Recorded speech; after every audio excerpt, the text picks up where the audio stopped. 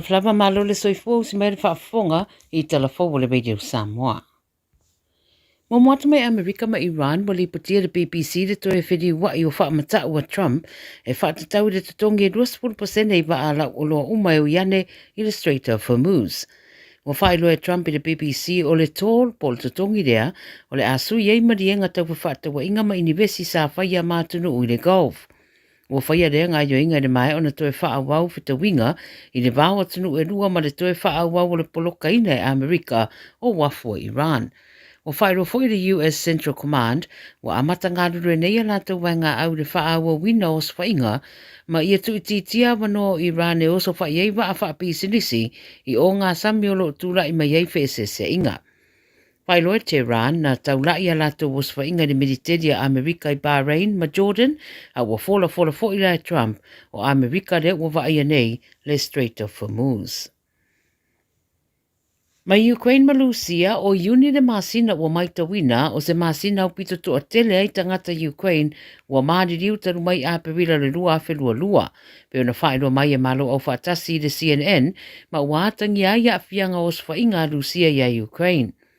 Pai mai le mai ngā malo o whatasi o mata I tuina I a te tau o tangata Ukraine, the United Nations Human Rights Monitoring Mission, ai titi mai pe lua sa lau iwa spurtolu, tangata Ukraine na whasiotia ia iuni lawa ia, ma a o whai o sidia lawa I le awhi whasa lau tangata o maririu I le tausanga atoa. Pai mai le mai ngā o leo lo o whaatupra ia pea o le au maririu, e mafua mai o sofa inga Lucia whao ngā ia o penga whana mamao po missiles, wa a fiai whale te tele e toa tele e au mawai. Wa lewa na wha leo mana ongo Ukraine mo se pesosoani le tūranga rea e pui ai I la tau mai a o penga whana mamao mai le I lewa atu nei o na wha airoa e Amerika o le a pesosoani ane le tuwina o le leisene I a Ukraine e ngā o sia pe fausi ai a o penga e whana inai I lalo missiles ia ua whaeroa mai le ripoti o loo whaonga ane Lucia. E tele a inga Ukraine o loo mawhatia mai ia tūlanga, ma ua whaeleo e nisi runga o penga ta whaelangi le whainga tā tele o le tūlanga o loo iaile atunu I le leto e maua o se mapusanga mai nei vevesi ua matua I mamafa a fianga I tangata uma. O leo sa whainga Israeli se no fuanga e umia le vaenga o leo a Gaza ma le Hamas, wa ripotia ua mariri waitanga te toa fitu, e au fiei ma se leo si nia ma se tasi o tamai tai. Whairua e mori mau le BBC o se drone na whanane Israelu le no fuanga lea, e lata I le vaenga pisi o le maketi le whaitu o Jabalia, I le tu I matu o Gaza. O le teritori lea o Palestina, ma ua whaaleo ai le fia o le tōtele I le tūlanga wa tūlai mai. O le whaamtalanga le militeria Israelu e whaapea e tōtolu tangata whaatupu whaalawelawe, ua whasio tia I lea o swainga. O lo fina wane a inga o lātou ia ele o ni tangata whaatupu whaalawelawe o lātou tau a inga o mamaniriu. O isi o so whainga Israelu na whaia le tu I saute o Gaza, wa ripotia fo I le mariri wai o nisi e to rua, a toma se tamaitite se puru tausanga wa ripotia na whasio tia I tau ngā whana a Israelu ma le Hamas I le pitonu o Rafah. Mai Australia, e rua sa puru tausanga o se li sa tua ia I whaalawelawe whao ngā ipo muafi, firebomb I Melepone, wa ripotia le vasa nei sa whaanga ioi uma mai ana o so whainga ma whaatonu tonu mai ana ngā ioinga ia mai le whale ona mātua I le whaetu o Essendon I Victoria. Ta wale 9 News o Jesse Hajiti na ia whao ngā leisi ngua o Combank e haia pe whaawhainga rue ngai tamaiti e whaatino soni ngā tūla whono o onga ia I to tonu o Melepone. O le tai ao na nafi na pu ia leo lea lii mai le whale o na mātua tūla ia I le whaamisnonga le whiawhena nafi. Whai mai leo o le lii le pe o ia le middleman po o le o ngā tangata o ngā tutonu ia au sitalia masasa e tū tutonu e whai ngā rue ngai mo se syndicate e whai ngoa o le the commission. O le vaenga whaasuru la whono e whaatontonu e le ri Iraq o lo whalpui o Gas Hamad. E iei Malaysia li I talavou e luasa puru tonu sausanga, whai mai sa sola ese ma Australia ina ua mai ona ia ta whanaina le sui o le kengi le Mongol I le whaalawlawe na tupui Faulkner I le rua whelua lua. E tele la morianga ua whengai nei mareri o Jesse, ua tau whia nei le vainga leo au whaanga soropea I a suesu enga. Tala mulmuli me Papua New Guinea, ua fola mai le pale mia o le atunu o James Marape, le toe fetu na inga o lana kapeneta le wali putia, o le awa ai fo ia le au nanga tau whaasaonga po Correctional Services. O le sa iei le tōwhinga lea o Joe Cooley, o le aanga I ese marakapeneta, ma o le lisi o minista o le aanga I ese marakapeneta, wali putia, e le Radio New Zealand e to ono. O isi ma fuanga o le aanga I ese, o no tūlanga tau le soifua maloloina. Wa saunoa Marape e iai fo ila masuinga wa whaatulanga I au unanga le malo ina ia whaarere ia atiri ai. O nisi o Yesuinga o le a whaia le mtanga rengo tupe, leo le a avea e na o le pau leo le ofisa o le a whea ngai ma le wha ngai o ia uma o tūlanga tau peimenia le malo, ia maulatou whaafoina uma tūlanga tau tupe mea whaia le malo. Saunoa Marape, o whaatunuina minista e awa le whaatuputupeina tō whinga e au whiai whaarurunga o mtanga renga a ia ilo le leima le tutoa. Tala nā le Radio Samoa mo le nei aso, soifua. Tasilima I watolu amo. Radio Samoa. Kia ora Aotearoa. Good news. The starting age for the National Bowel Screening Program has dropped from 60 to 58 years old. You don't need to do anything. When you turn 58 or 59, you'll be sent a free bowel screening kit. Happy birthday. Even better, you'll get a free kit every 2 years until you turn 75. Bowel screening can find cancer early when it can often be successfully treated. It's free, quick and easy. Bowel screening saves lives. When you get your kit, just do it. Manu maloi se pepatala o loa mo au whaataunga I le Pack and Save Ball Any World. Pe o tu fuafoi lau tāwale le bango le BP. O whamurianga nei mai le DC Sao. Pe a e maloi ala tu sei I aso whareile te tasi. Lafo sau top up tolus fultala pesili atu. E maua ilo wavroa I le sei. Whapena foi pe a lafo sau se le ni e tolus e lau tala New Zealand pesili atu foi I Samoa. I le MyCash a le DC Sao. E whaonga I le ClickX. E lima whailonga tai se lau tala shopping vouchers. Ma le lima petrol vouchers ta I se lautala o le aseina I aso for Rayleigh te tasi e ia inga o le rei whaapitoa seki a Digicel. O mo mia ni ngaluenga whai I lo whali. O le living space o lau company if so soani I le whale leo mao te malawa. Amana o mia se papui pui, carport, canopy, pe whaafoulau heat pump, whaisau deck, whaakapeta lo whale, whaapsota I mai I le living space. Whaia 4 quotes, maula fisosoani I le finance, e le aise deposit. Vili mai loa le living space, I le o valu se lau, lima whaono, wha valu wha, o valu se lau, lima whaono, wha valu wha. Awana e misiela wa wanoa mo tau mafa mai Samoa I le Taro Market. Wa tau nu mai tātou uwhi, palai maui, ulu tonu, whai Samoa, umu ulu, umu tamu, talo, e sipula, koko Samoa, keke saina, maisi. Toi whamanatu atu fo'i, te tātou Samoa Finance Money Transfer. Susu mai I le Taro Market, to atu si lua pa lua lima, Fair Mall o Tara. Pevili mai alavini, I le olo tasi valuono, tasi tolu ono. Radio Samoa. Taslima Ivatolu. Amo. Ia, o te whiwhia he toi whaatalofa mo whalofa I a te oe. Samoa le atunu pele he ile nei fo I aso lulu o le ngatu tolu nga le mu o le vai aso. Leo wa tātou tau nuu mai iai le fo launga a le atunu. A malo le soifua manuia, a malo fo I le langi matafi. Wha moe. Sa manuia oe le tai au ina ua la usu foi o malei fua I whanunga le lei le atunu. Ia, o na ala seu foi leo le atunu. O ese fo ngatia. Ese foi ia maunga seu o le atunu. O I tātou I nei ia e ala usu I ngā luenga. O ofisa, o whale whai ngā luenga. O mata ngā luenga ese, o potua onga. Ia a o le atunu I Samoa. E ala usu mala seu e le ngata I whale.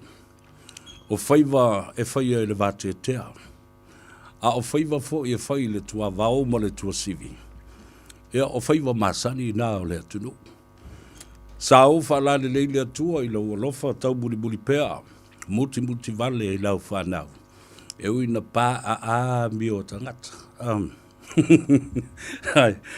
E le mawhai lava. O na tu lafo ia I tātou. I le anga le lei ma le alofa o le tua.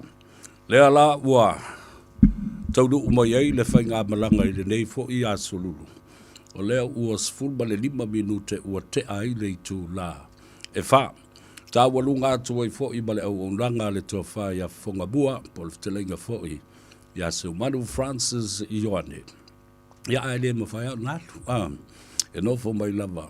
Ina ia wha vasenga ma wha tūlanga le tātou producer. Ina ia wha i le lei vaenga SS o tātou mata upu e tā ngofia. Ia malo tea fo i le nei a fiafi. Ia wha malo atu le tunu i au tau tiute ma Faiva sa tutofi ai i le so. Nisi fo i nā wa tūla lata. Kiliki le card, sign out, ia mata pena lo fo i. Koso le ta vale, pe po e le pasi, ia po ole no fo afi, public transport, ia ma fa pena fo, ia pe ki e atu fo esu atu so lifi. Ile ta vale se stangat ai one ngalo ya to e a ole su tong singa lu se fulka la ku le limo la ka vale a wale pensini wa tau ngata le dei vai taibi ai le ngato la ilea le fia e fa talofa masani ma fa tu lo fo i le vanu no fo mo le ta tolu o Samoa yo tu langa fa lupe a wa pa ia mo malu fa le malo o pa ia fo i mo malu fa le nganu ia ai walunga se vi inga le tua. E si i mamumoli e ana au auna pa ia. Le pai sino le tala le lei ma feoi o le langi. O feo lava, o lo o tau tala fa uto ai. Ia mata se o no le ngālu wenga le tua. Ma tau mamoli atu o lo whaanga ma whaamrianga mo o tau whaafitai wha no manu. Whaafitai fo i te talo mo le tunu. E uia na tātou i ai i teimi o whaingataa. Lu ngala lo, ngase upu whai o malo o whaamsinonga. Whapena fo i whainga palota. Ia, le soi fuanga masani. O mea uma o lo o tutupu i tono le atunu. Si o mea whaingo fio na fo ia. Ai atatu do nofo lo e whainga tāmea. Ona le tau nuu la ia lea. O le saudoanga fo i le masani ai le fionga le li parmia le sunga lauli le mali atoa. O mea sa whainga tā, whaingo fie. O ie whaia mea nā, whaingo fie tātou. O mea sa matuama mawhatu, whamama avenga i tātou. Ele o le toi whao popo iai. O le isi kanga maa i runga e ngau ilo pākua. Ia mama puna ai maloutua.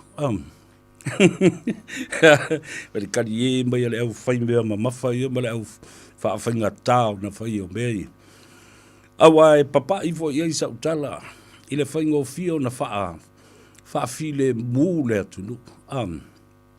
Ai matautia leanga o winga o tangata, malato wa mionga. Ia ua matua wha ti Apollo.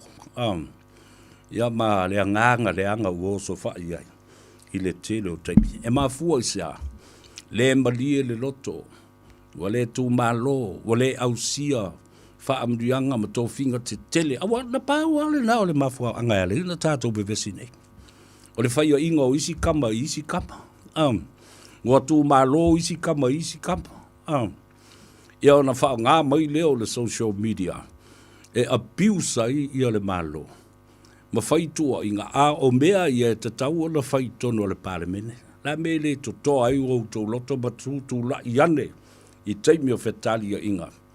Ava vau mai foi palmia la ko tau fa to mai le fong te lai ia ai sui o mea lava e tofo ai tātou malo tātou fa tua e fa pena fo i le fa fonga tapua i Samoa i le ngata i todo le tunu a o fa fo mai o Samoa ia o le tapua i atu mamata batatu ma tātou tali e pēr i nei mea lo tula i mai mawhasiri. O la e le sao nei mea. A o a whea fwoi e umai ma tuu nei mea. Ka ko whai mea whiwhi. Au ka ko ke. Whai mai sau. Wa umala o vai o le ola. O taunu umai lalo i le ofisa. Ai tu umai le whaatau ngā leisi tau ina masi o le matua. Whai mai te ataua o to toe a se whangu se tasi pe lua. Whātua ma veo ma whangu. O lona winga la o le a le miki inga ma ingu sa o whangu. I le taimi o le tātou pola kalame. Ia, sa o whala leile atua i loa lofa tau muli a Samoa i le mawhai o na lilo i lalo. Ma tāo fia lo tātou wanganga whaaftai pēr i le atua o na le ola ma le maros. O lou tau soifua ngalue, o lou tau soifua tautua, o lou tau soifua au auna ai whapena fōi. I le whātau vaa o le au auna nei. Whawhetai i awa noa, o lo mawhai o na tātou whelua i ai. Ma teitei mai le soifua o le atunu ma tātou lau lua whesila whai. I le au aunanga ma le tautua i lau lavanga ngana. Le siu fofonga o Samoa. Le Gagaifo Faiva ma le atou o Sevea. Ma le tātou producer. Le tau whai a se Manu Francis Ioane.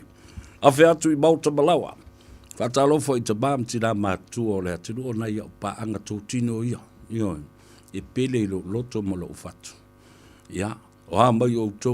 Whawhitai fo i te talo ma whanau no manu.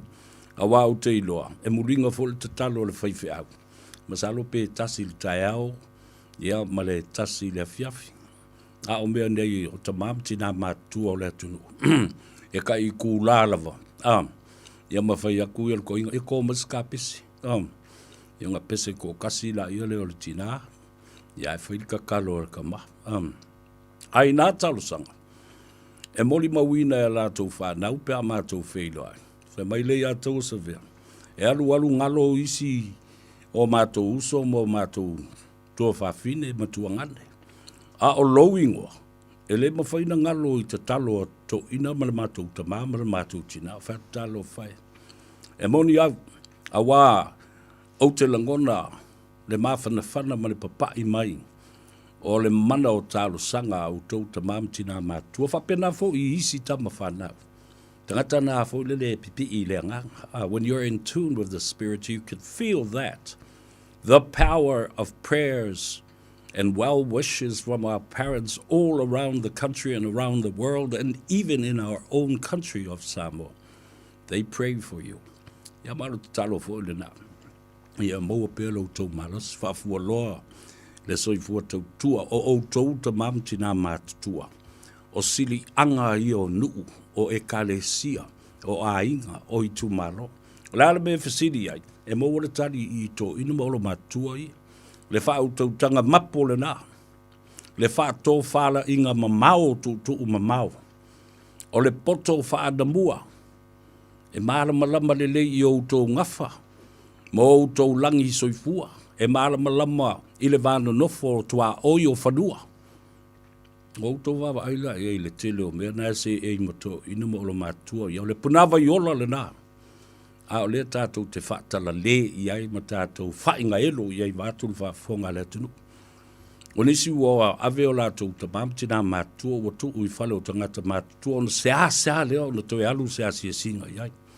O le tele o mātua nei, e maali liu mau o mai ai le wala au le atua.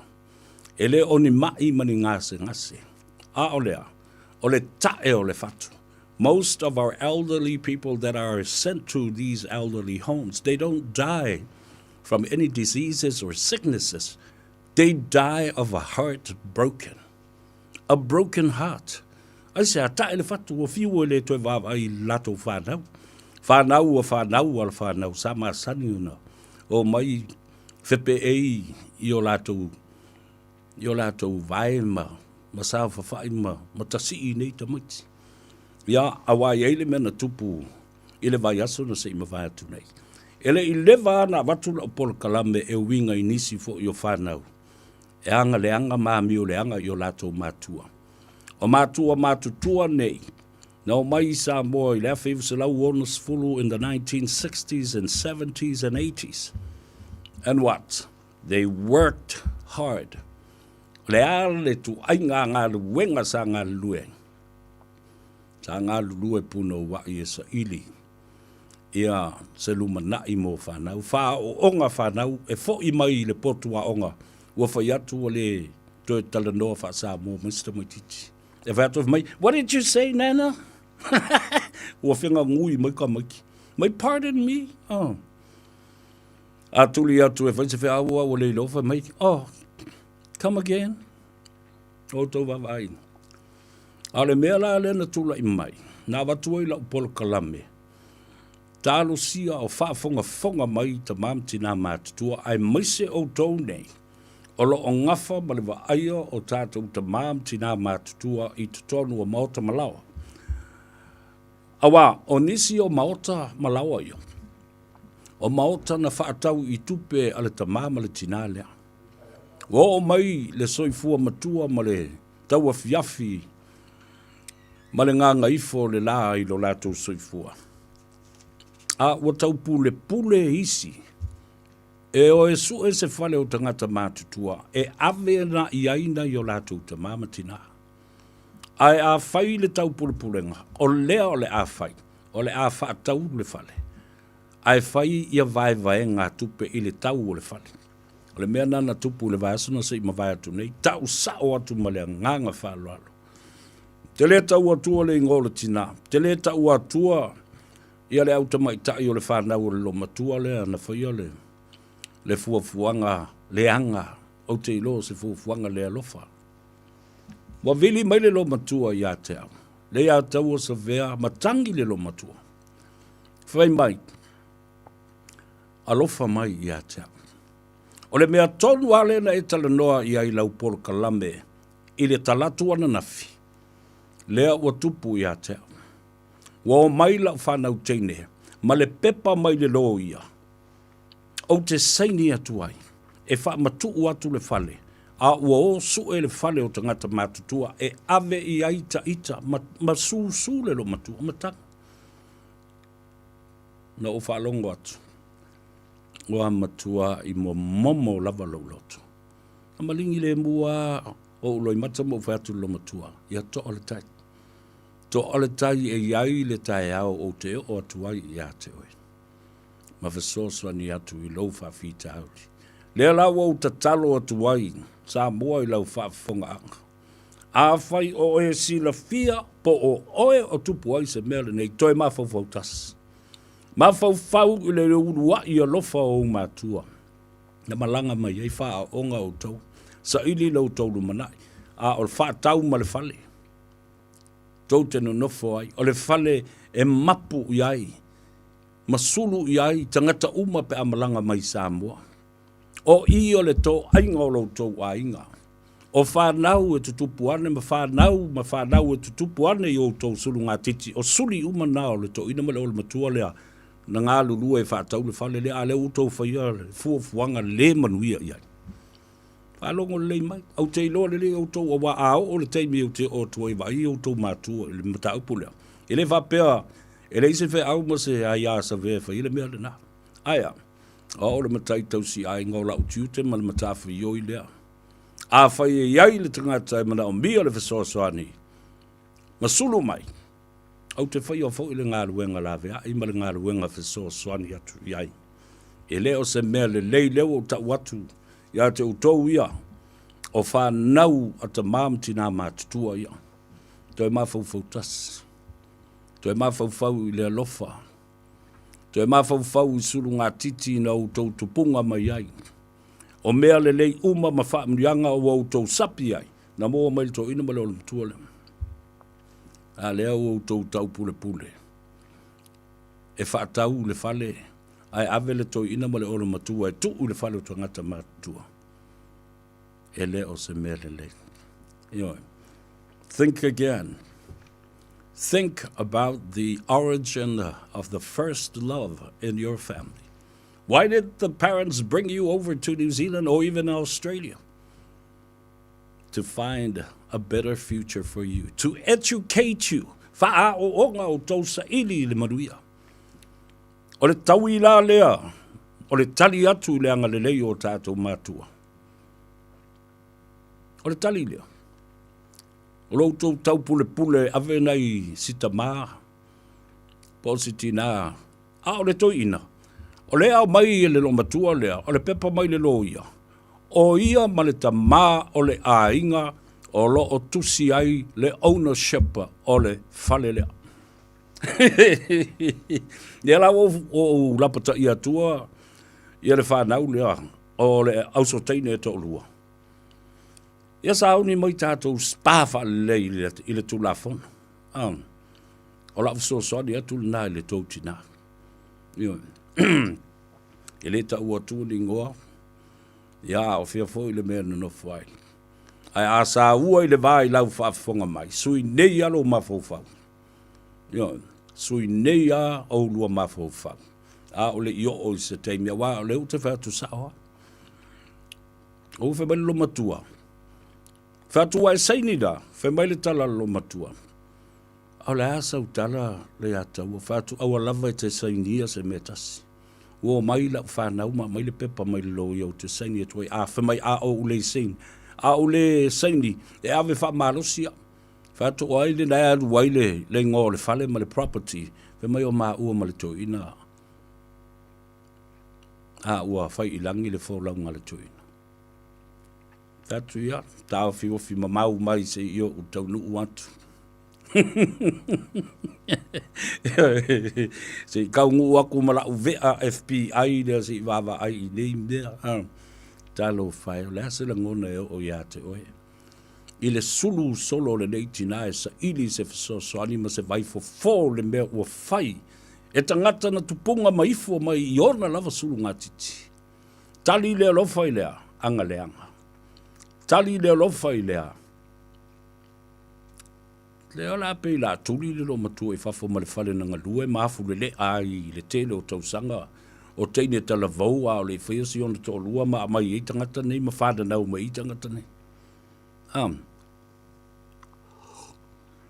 yo to lo fongia na yo tatu te mam tina ma tu fa talo fa tu te mam tu o le matu ainga le fionga le sao ya masoe tauli Josefa mo lo malos tu fine fo ya fortino a pe volte mai tai e relini ya mai se fo i le uso ya vai singano ma le tamo foleni a ftaili to singa le lei o le tatu te mama le tatu tina ya wa fai langi le tina ai fa ftaile va ia fa lei o le tatu te ma o fa na le lei ma le lei le to singa o la to matua e umi fo le soifua e tau ma tau le lei ai o to le fana wala na umi le soifua le to ina ma le lo matua o le lelei o le tausinga. Wha maoni o le tausinga. E le tu la fwai. E le fai mea tu upeo na mai matatau na ave fai le appointment mo e vai le foma. E ale na. Mai e le pua o fo i le langi. I le sila fanga le tu o na tu sila fia i ava i lo ta mama lo tina e fa leva le vai. Aso o le soifua. E le fa pela o le ava fo le na o le o le ava, ma le wha aloalo. E o umai le lisi o mea nei, o le alofa, o le anga le lei, o le wa ainga wha le lei o le tamama le tina, le soifua malolo ina. Ia wha pena fo i tau mafa. Ia ai mai se fo i o le wa aia wha le lei o le teimi. Ua wha tonu mai ai e le fo mai o le appointment o le aso lea ma le teimi lea. O whala au ia te tau na whainu i le teimi lea. O lona tui lea. A whai o se manua o le teimi lea tau ai o na whaile fusinga o le toi ina ma le o le matua. Ia e le tu ai na o teimi tātou te si i ai le toi ina ma le o le matua. E wha malu ma pena pena. Ina ia felesi le tino i teimi uma.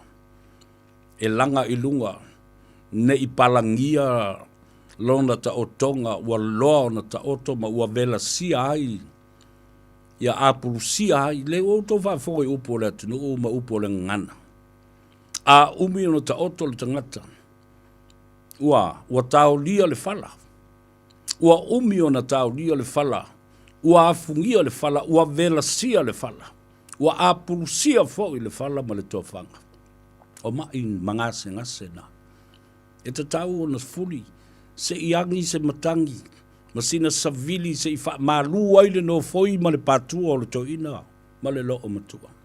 Kalongo le upu na vatu. Le mea na lai o na fai upu o Samoa, awa o mea uma e tutupu o ngā yoinga o taanga, o ina e whana nau mai ei upu o ai le ngana le tunu ule nei. Fai mai le whamesau ki ma zau e wharongolong whalima. Ai le ta wa o ina le au pua a tama whai ngāo le tunu. Ai nao na o so atu. Ma tui ma lo fie. E wha manatu i a te oe. O mea tā ua uma na e tā o oto i moenga ma tō whanga o le tō ida ma le o le matua la. A wane i o tātou whaata mala i ai, e ala na uwhai atu. Tātou te sila fia ma le tō telefoni. O i lātou e masari le nei whanau. Mātou wola mai ini ta māmana tina mātutua tele. E o walta i se lau tau sanga le mātutua ma le soifua. O nei tō ida ma nei lo mātua. Aisea, na le lei o na tausi. Ma o le ala fo ile na le lei e o lātou māwhau whau. E le ini ngalo ni mea ma ma tau tala i le ala. Tasi le nā tā ua o le ngā ruenga e te whaia. I lau tō ida ma le o le matua. O lea. Ko leni le mawhau ina ia mawhai o na tau tala ma māla ma lama ma aua ne ngalo se mea. Dementia. Se tasi o wha mai lele wa te iwa maua ai le to o tele lele ta i fast food tau sanga ua matua ngalo. Ngalo uma mea na oa o tue lata, mama latina. Ale vauto vai i isi a wali i e a. Ai mea na o tū la i mai ai. Oisi. Ia. O le ngalo le wha vai na oa uinai i lātou, e o lātou matua. A ua o ai. Ona ua pongi sa tele le mawhawhau ma mo le dementia. Ua muli pongi sa ai. Isi tangata. Tā ua tele le whawhonga i sa vali tā ua ne. Moli atu. Because it does hit home. There's this reality of who we are right now. The training purpose for our grandparents and elderly parents is to train them to remember things. Dementia is one of the silent killers right now. You have to maintain and train the minds of our elderly people. Ia lātou manatua mea. Masani no whamtalaya te o tau. Ia lo mātou ta mamatua ia so alo leu tele. Ia ua pasi le valus fulu o na tausanga, liva se fulu tausanga. Whai lo malan tatalo e leisi aso e mātou whaalongolongo au weu te whaalongolongo le leila whaalongo mauloa whaawinga o upu al toi. Leli i. Ua e whaola mai a lofa mai i a tea ua pasi atu le valus fulu. Valus fulu lima o tausanga, ua iwa se fulu o tausanga. O le ale mea wa e whai ai le nei whaamarianga le tului peo tausanga lo uola. Ua au fia fo i atu le malo longa tu mau. A watu au iso se teimi te fina ngalo i ai. Ai a whai o lo fina ngalo le ia umi lo uola i le langi nei. Ia e lo whangia, lo mafau whau. Au a lava ne i o ufa vale valea i lunga le ele le nei. Ma o sa vali i le ala. Tele noa, ai amolo i e atali e tangata i la whanau. Po aina tupunga mai le to ina le. Malau lo valea. O tau sila i upo le te talo le to ina. E alofa mai a i mātou. Aua nei valea lo na mawhau, ma sa vali mawhai se meleanga i le ala. Ai tau valea tuaila na whanau ma e na tupunga mai o na sulunga titi. E ma eu le alofa o le atua. Umar se lau. Tausanga, se lau ma le tasi, se lau ma le lua, se lau ma le tolu, se lau ma le wha. E o lava i le teimi, na tau lia ai le whala ma wha ta au to lia loa so alo. Ua mau atu lo na marosi, e lei le anga le mawhawhau. Mana tua ua le mātou grandfather, o mātou fōringa, o mātou ingoa. O ai le tama lea ma le tama i titi lea, a leo o ilunga, o le au ngā tūpulanga e lona lima. I think I always want to share that story because it's a very positive human story that anybody can become a part of his story as well. If you listen carefully and you look after your grandparents. E whalongolongo tamaiti. Whalongolongo le lei le mele o te whai atuene. Yeah, and those are my experiences and my stories with my grandparents. It was a beautiful thing.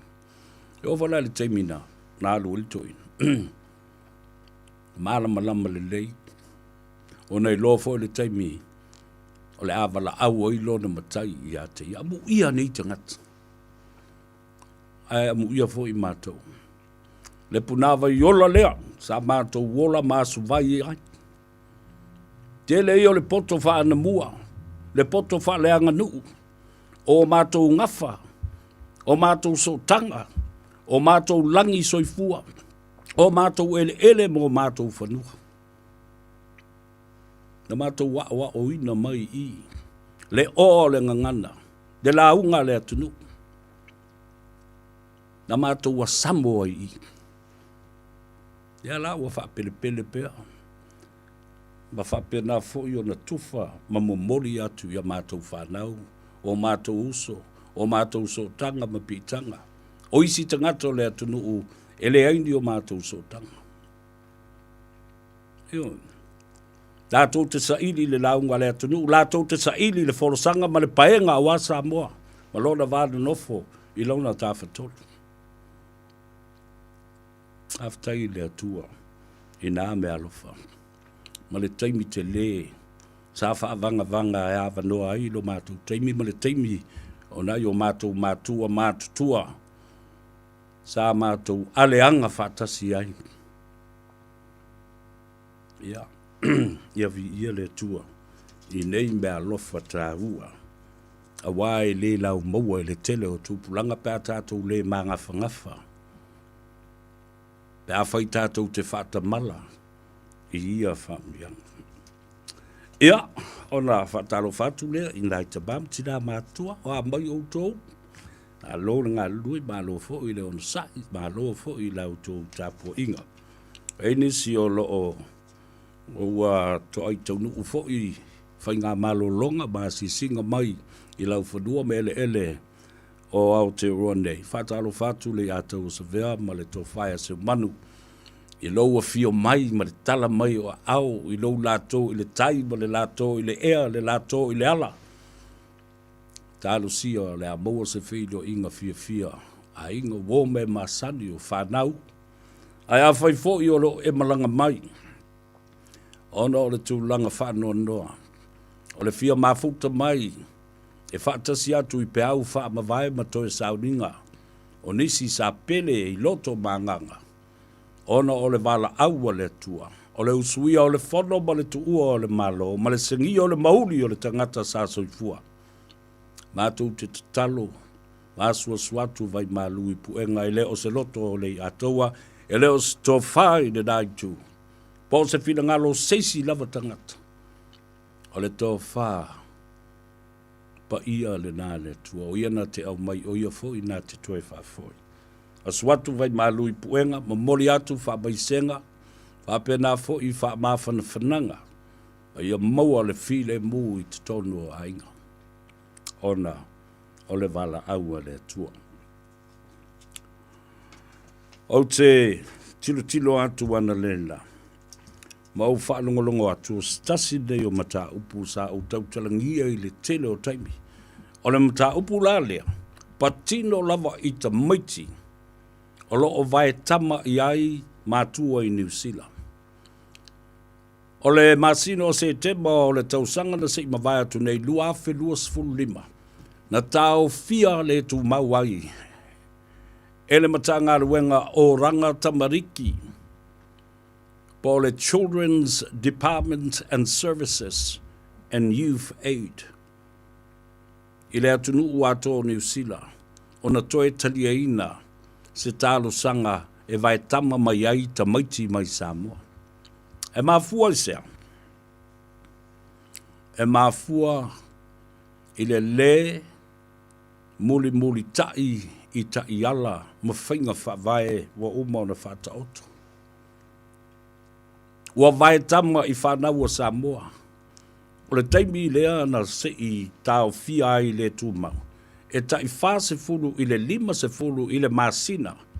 Ta maiti fau e vai tama mai e mātua. O Samoa, o nisi ele o ni Samoa. Whanau mai lo tātou o tunu. O le mea o tūlai mai. O le vai aso na se I mawai atu nei. Na tali mā loa ai matanga luenga o whaamsinonga I tono o le tātou o tunu. I le malanga atu, ale oranga tamariki, ma le vaenga, o lo wha foi ina le whaamsinonga. Ma tā upu nei e tau o le adoption. Po le vai tamanga. E ai mea, sa le o I ai ia whainga wha vai le lei. Tai peila, o le siaki ina o mātua lātou te vai tama, ai le o I Samoa e seini ei pepa. Ma whaia fo ini a lātou police clearance checks. Io. Nā o le au mai au tamaiti ma whaatanga le au mai ngau tamaiti. O le mali inga fo I lea na whaia ma mātua moni o na ia whanau nei. Maternal parents. Pei loa po ni mātua le lei, po ni mātua whaaleton. O le au ngore wha moe moe. O se au wala e mawhai e o na whasoasani I whanau. O nisi fo I e whaiso tanga I mātua mō lātou ainga leo le awai tama mai I tamaiti. Ai ao ina saili o lātou police clearance records. E iai ni mata upu na mori ai tangata nei le whao lima. Pe whao lima mātanga. Pe sawa ino ni tamaiti le telo tau sanga o mawai. Ele I o iai le malama lama.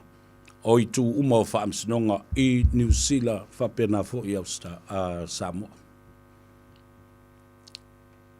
Ona paual nei o le atunu o siri tele, ona to tele, whanau o Samoa lo vai tama mai I ai o New Zealand nei. O to si sila lai mele o tu lai mai nei. Ua whai police record checks and vetting, mō mātua ia na whanau moni, mātua moni lava o whanau I Samoa. Ua whai foi, ma le suenga, o tangata ia e vai tama mai I ai, mātua I nei, le tamama le tina, e o lava I tamaiti. Taunu mai tamaiti, the intention of looking after them and taking them to be educated in New Zealand and finding a better future for them. Ua matua I misi atua. Le wha o ngai no tamaiti e whapena fo. E le whapela na o le itu lea, o le wha le tonu o a inga ma whanau ia na taunu umai ai ia tamaiti. O le te le ia pe o na uwha matala atu, e fia tau sanga wa tuana I atu. O whai ele nei Paul Kalame, o le tano ava ma le whaso ma le atou savea. Taunu umai tamaiti I nei. Wha le tonu mātua ia na o le ono masina na le le ia mi o le tamaloa ma le fine lena vai tama ma i tamaiti. Ai a mata loa o na tu lai malia e mai whawhitauri. A whai o se teine, ua tupu ai whala vilade, ua whai ai mea mata ngā ma winga mata ngā pā a tamalo loa I nei. A whai o se tama, ua whaapolonga, whawhai ngā ruenga ai tuu lea onga. O ai si whawhitau lea tūlei mai. E taunu mai ta maiti I New Zealand nei. Ai whāto a o mai I ai uso moni o lātou mātua, ma le tua whawhine o le lātou tama, wa lewa no nofo I New Zealand, le ai ma se lātou whasosoani na whai atu, e au mai ei whanau nai nei. Nā lana me tu. E upu le anga ina e a inga nei, tamaiti nei. O a inga nei tau te nofo e mātua na, so and so, e le anga le ama le ama le ama. Whai ei tala le anga. Ai le anga tangata I tau nuk mai tamaiti. Whaamasofa I le vara le lei. Nā le mea tūlai mai. Sau lesi whawhitauli, whaopopo lunga lesi whawhitauli, Se ia o lava ina toe tau le mata upu I luma o le whamsidonga ma leo leo. Mea nā lena le leina tu lai mai le tau fia o le toe vai tamaina o tātou whanau mai Samoa I New Zealand nei. I le masino o se tema o le tausanga na si mawai atu nei lua afe lua sifulma lima e o mai le tai au le nei. Ele I toe te tala ina langa. So, adoption of our children from Samoa was suspended temporarily since September 2025 last year. Up till now, there is still no convention, no new guidelines of protocols, no new policies of this piece of legislation of the adoption of children from Samoa to New Zealand. Along lei, yo. Mela le na fai atu nei. Tasi ne nei mata upu onga o lo tu lai mai pia. Le la wata fia nei. Awa yei nisi o adoptions o lo onga lue ai te milene. O lo fatino pia o na fatumu pe po le application. Ma fatalitali ai le tai au le ua sau noa iai, mamali iai, le tu o le whamsinonga New Zealand, ma le whamsinonga a Samoa pe o na pa ulu sunga le pali tele. Taima le langi John Afele o le Office City o tūlanga o whamsinonga umai le atunu o atoa. Lea o tāwalunga le lato fontanga lea na whaia. Ai, o le ano fale atoa le nao le mata upule nei. Whena iai tangata ia o uso moni ma mātua moni, o tua whawhine moni o leo ngāri I le Samoa. I le teimina tau mawhai mai ei pepa o nai tamaiti. Ai whewa I solo a, matalitiri e, nao na tau nuu mai o tamaiti, o mai whaaleanga e leo ngāri I le na o mai o. Tasine na whawhitau. Ele I alu mastupe masene pene apa a lau vanga ia. O anti smo ia ma uncle smo ia o tamaiti. E tā pena mai ai, a o le application for o le passport, ma se mea wha pena saf so soani, pe oni tupe na lafo. E whai mai pasese, leo ngāri I le lei lea, I New Zealand, le ta māma le tina, whai uma mea. O wai le to iai, e o lava le police report, o tai lima se fulu tā la, e to tongi, e whaatali le taimi. Whai umatu nei, application fees, passport fees, police reports. Teo tau silsila ia. Ao fo ina wha maunia, notary public through the lawyers. E saini fo le lawyer le tupe. Ai nao na tau nuu mea I nei pe o le angi o le wha. Le langa mai o tangata I e wha leanga si ngāri I le na mai tamaiti. Lan me utupu, wa sui ma whauwhaunga o tamaiti. No mai o le lei. Alana me le o tūlai mai ei. Wa upu ia. Wa wha masofa le vale lei o tamaiti, manai o la mātua fau ia. Wa vai tama mai iai. Le anga le vā. Lan me utupu. O mai whaanana atu le avatu o tamaiti. Mata fua. Leo ngāli I nā mai ale whanau. Ai o mai tangata I awe. Avatu ma tus folau. Na nā atu tus folau walanga o tus folau. O mea tō tino nā le malo Samoa. Alanga o leo o mai tamaiti. O mai ilo lato sit seni New Zealand. E malanga mai I passports New Zealand.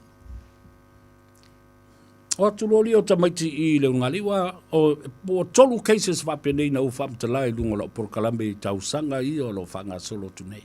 Mai ona o wo o fo I ai. Se I o lava ina whaaleleia le nā tūlanga. Ma toi whaafo I nisi tamaiti I Samoa. Mō li ai manisiri o mātua. I mea māta ngāna whaia I tamaiti. O tau si sila, o le te leo le la au fele lea mo na lau. A lea la, o ta pena nele tu la fono I nei ato tōle tu la fono. Malutia le whanau e malanga mai. Malutia fo i le tau le leia o le ungali i lea na tau nuu mai ai. Malutia le vao le whanau ma le ungali i lea. Ini whainga wha polonga ma ni whainga wha saua. Mani a mio pa a e whaita maiti nei o le lato wai a tatau. Ma le lato saunga le mo. The most important bits and pieces and parts of this, as the Charter of the United Nations states, Convention of the Child, the rights of a child to be protected, and his legal representation, to be educated, and to be physically protected. Tātou toi fo I mai ei pēr mai ala malolonga lea. Toi 5 minute o na tā lea o le itu la e lima. I le ngā Gagaifo Faiva, ma le I ataua sa vea whapea fo I le tō wha ia whonga. Mua seu manu Francis Ione.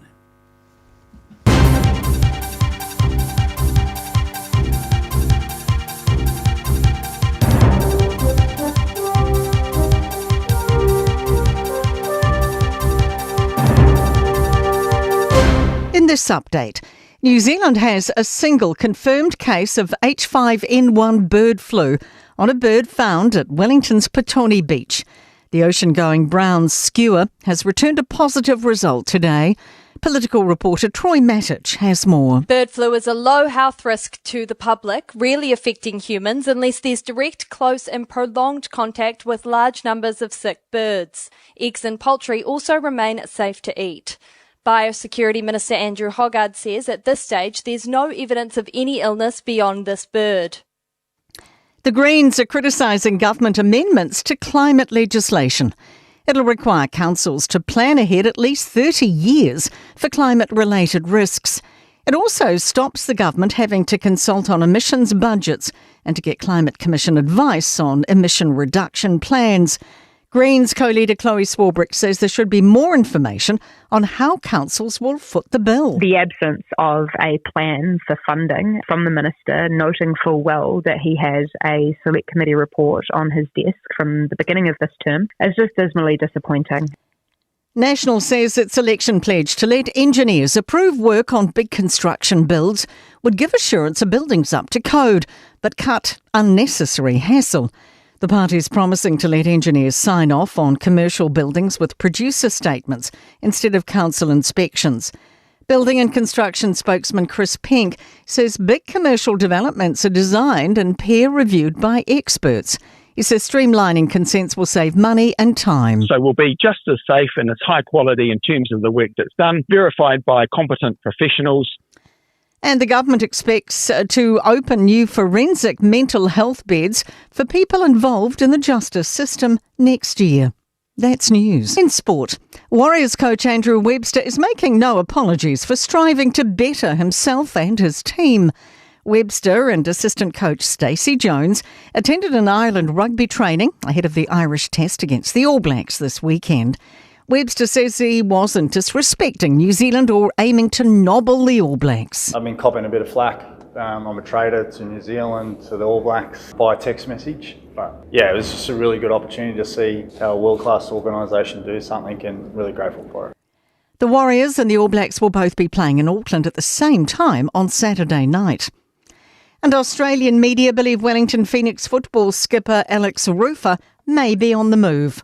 That is sport. O le Casa Beds and Appliances, o le tali o manaonga, I o loa whaatotonga ilo mauta, ini tau le lei, toi ananga tā, e mawai moenga ngau si tona New Zealand, wha a pese tino fōa le potumalo lo, lau ai manafoa, TV, la au pese, usa aisa, masini tā lava, telefoni fe aveai, maisi. A whiu ane loa I le whawhituwha Great North Road o tau, po le tolo whituiwa Great North Road I Henderson, le Casa Beds and Appliances. Telefoni ovalu selau, lua, lima whāwalu. Ovalu selau, lua, lima whāwalu. O le Samoa Realty, ua whaatutua I Samoa ma Amerika Samoa. Ua lata I le whaasifulu tau sangala na au nanga.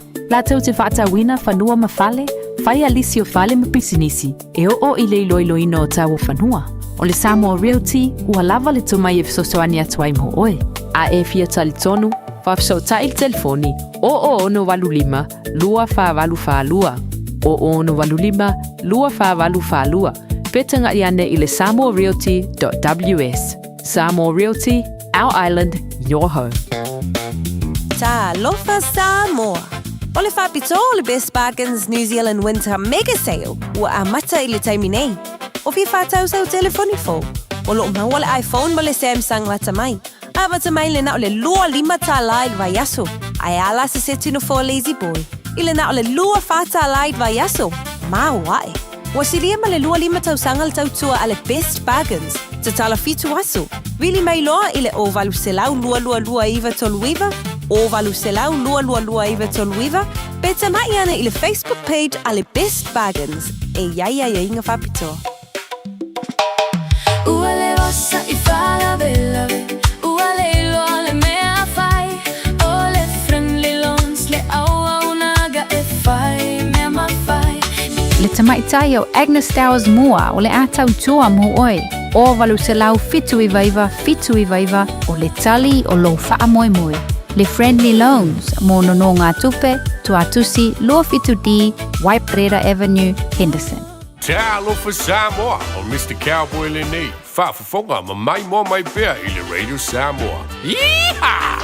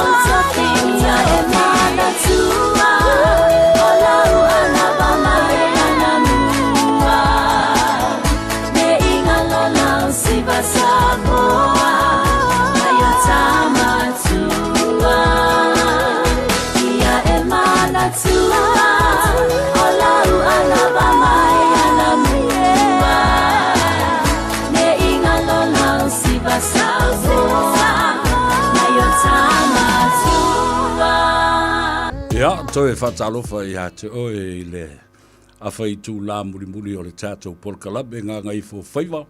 Ma le a tau sa vea whapel tātou producer le tō whai a whonga bua. Ia po le whtelenga fo I a se Manu Francis Ioane. E le nei fo I a se lulu le o ngā tutonu. O le nei fo I vai aso. A o tātou talanoa e fo I le fo I mata upu tau le tū la whono ma wha msidonga. O le vai ta maina o whanau. Ia, whapena la le tau fia fo I o tus fo lau o nisi o whanau. Le nisi o tangata na vai tama ma iai, ia mātua, mantua. E loka ai o I lau mea le na, e le mwhaiona e tau fia tus fo lau o tamaiti. E le o ni tus fo lau o le whanau. O tus fo lau, they are property of government, and if it's a New Zealand passport, it is a property of the New Zealand government. A whai fo I le tus fo lau Samoa. It's a property of the Samoan government. Le ai ala spores e tus fo lau le ala vale atunu. E le mwhai o na tau fia se mea tō tino le malo.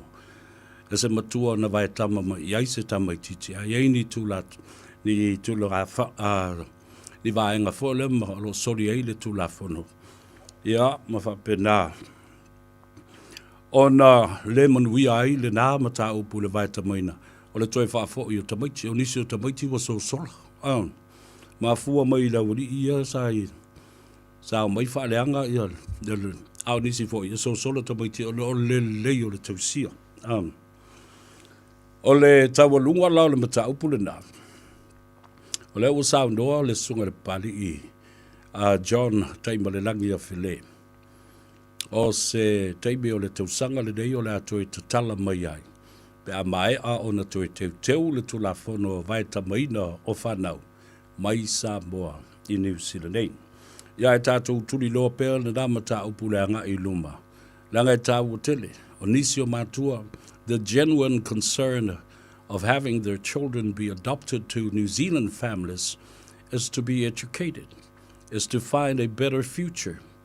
But then their protection and their rights are not to be compromised. Ta ua I o nā mea I le sila fia ma le whaafonga mai le atunu e tusa ma lea lava ma tā upu. Ona o mai leo la whasoa I le mata upu salo tea I le nei fo I vai aso I le whamsinonga. Na tā walunga I le aso nafi whidaunga whai ua lo ia. Le ngata o lo ia le HRPP. A lo ia fo I ale fast. Lo ia le malo. Ia whapena fo I ma le fionga I le lo ia sili ale malo. I le whina wina o le mata upu lea. Sa upe spese atua I lava foi. I le tele o taimi ua tula I ai, ia se manatu I le HRPP, la tau te ave le mata upu le whamsinonga, ona o le tala whengai. O le tofia ina o I latou, ma le ave e se o I latou, mai to finga o le te fono whawai. Ai manatua foi pe ona o tala I le afe visalau, lua afe lua sful mo le tas. O le whainga whawaisa I mua ale malo le whatutua I le atua Samoa o tasi lana poloketi o le tasi le miliona. O le avele o le whatuatuanga. Ia I lātou o whaipule. Whaipule o le fast, whaipule fo I o le HRPP. O lātou ia. Ia. E anga waa e se e le tofi o le te whono. Ai lau fo I whinaunga sa whai atu le nawa I tau. O le tō tele o I lātou langa o le whainga whaavai le nā le malo. Ona ua whaato a mata leo le poloketi. Whainga whaavai la le nā nei ai. Whaipule, pe e te HRPP, pe e te fast o oe le nā. O le te whono. Ai sa uwhi nau tu foi. Talia ina le poloketi o le malo. Ai o tali tonu lava. Ona o le mata upu sa tula I mai. Sa le tali tonu ai ma le talia ina e whai pule o le HRPP le poloketi sa tele tala leanga sa whai ai. Remember this project. is the baby born out of the manifesto of Fast Party. Alfon now te fina wai. Ia ai ono le tō whāle malo. O le lātou whātua tuanga. E manuia I tofi whaipule I le poloketi. Ai e moi fōleta. Whasolo mai ai le amatanga o le poloketi. E te e lava nei tangata mau yo Ia le HRPP. E le tau nuu le poloketi. E le ai ni tupe o le poloketi. O fea alu iai la auli. Malana kapeneta e su e tupe mai ai. E tufa ai le ta itasi le miliona I le tau sanga atoa. Mo I tu malo e limas fulmaltas.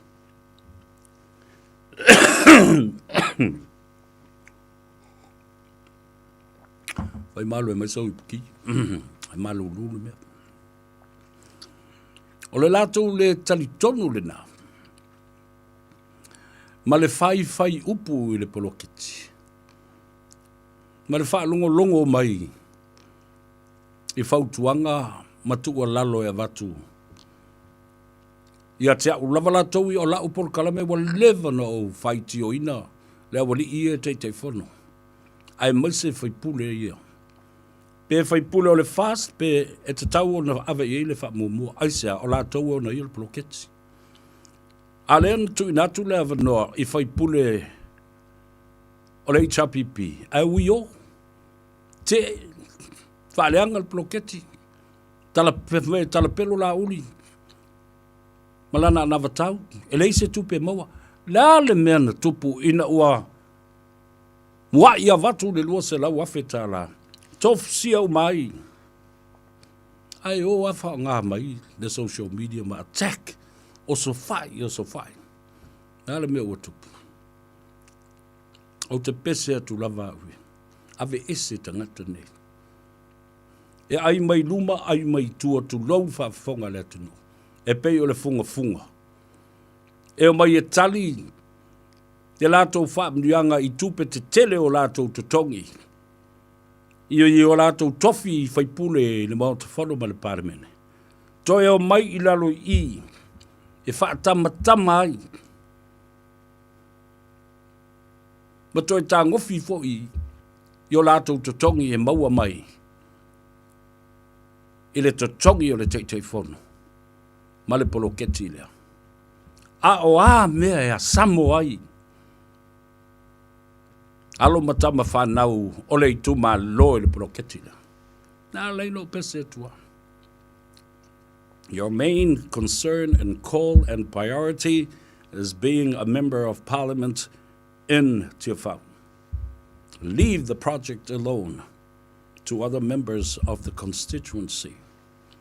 Na alu lava whaalongo pea au te pese ma pese ai pea I uana sui le whainga whawai le malo. Io se ia se tangata nei. Lala mea leon tau ngā lulu le poloketi ma pū no le poloketi pēa whai tau te le tali tonu le poloketi. Mau tau whaaleanga le poloketi a le pupulu aku kou whina wātu whaafonga le tunu. Wa watu le pepa I ate o e te saidi ai e tala I tua le tupe alau I tu malo. E se lo ino I nei tu ai ngata whapene. Pisa le au, pisa le po, whawhetai le pālemia. Ma le min stai ona ia le poloketi. Le whai ngā māloi ona ia le ati nai. O se I se la wari I. So I le whai ngā whawai. Le alana lo tea ma tau lunga I le aswa nafi. Fi naunga. Whai ua lo ia I tu umane. Ala le mea ua tupu. To e sau iai ma le sa whapito e sau e moli mau e lango tu le epa ma le tū lai o. A o ia sa tū I le amatanga o mea. E polo keti na whanau mai le whātua I le atua sa mo o tasi sa o whaingoina o le pepe. Ioi. Nāle mele na whai. Abuse le pepe. Uma atu le lua se lau miliona. O le lua se lau wafe. To e sau le si vaenga o le miliona. Toi sau lisi vai ngol miliona. Se yo o lava ina 3 miliona to toi le tas tesi ma le 8 miliona ona ua vale fo ngatia. Ile va o fia me ma le sunga lauli al mari e toa. Alu fia me maavel to sful ma le fa. No fola auli ma le au fatua tua e to lua se fulu. Ai e moifo tai e le minority government with only 14 members.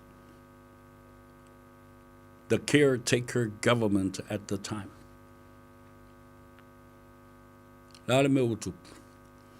E toi atu le panel, e whaatala noa to whinga nei. Ai o mai ma le lato tusi te te. Ma wha maonia e fo i le panel. E le ai maseisio i lato nei na toe a palai i le avanoa. O lea la lea o ngā e tāo fia i. E mata upu lea. E tele mea o le apalai.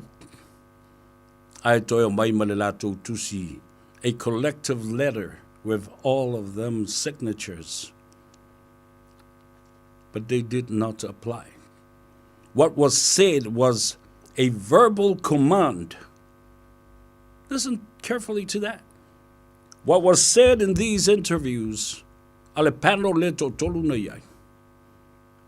was a verbal command and demand.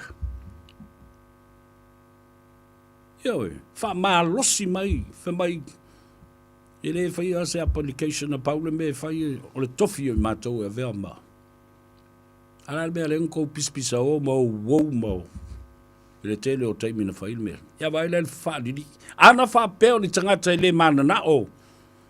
Ile tofinga lea. Wana nau iai.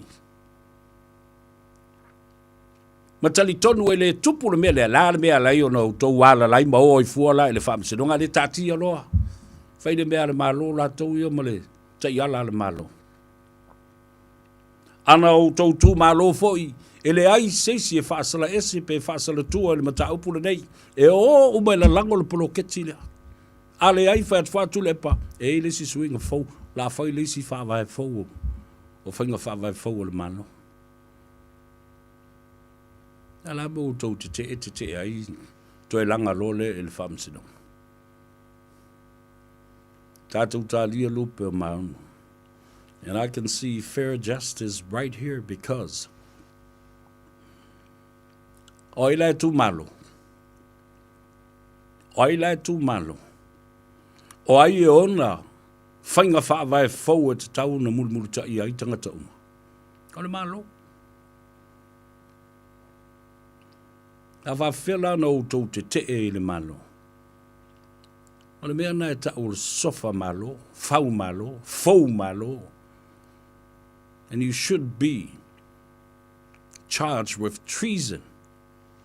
Ia, mea na e tau na whai tangata nei. Wauria le fau malo.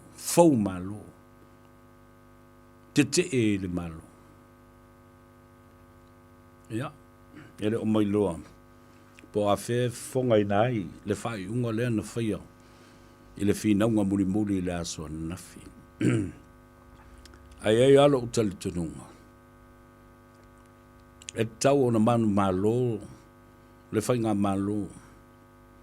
I li to e a fia ai fua le whai unga ua whaia e wha masino, le teimi le nei pe, talia pe le talia a o lo utali tununga to o tasi le na. A o lo loma ai le whafonga ina. O le fina ngalo o le ifamasino ma le whai unga nei mata upu. And I don't think any of what I say as a personal opinion would affect and have an impact on the reserve decision that just been made. And I'm sure they already made their decision. Also, whether they agree with me or not, it does not matter. Yeah. A lo natal tununga iai.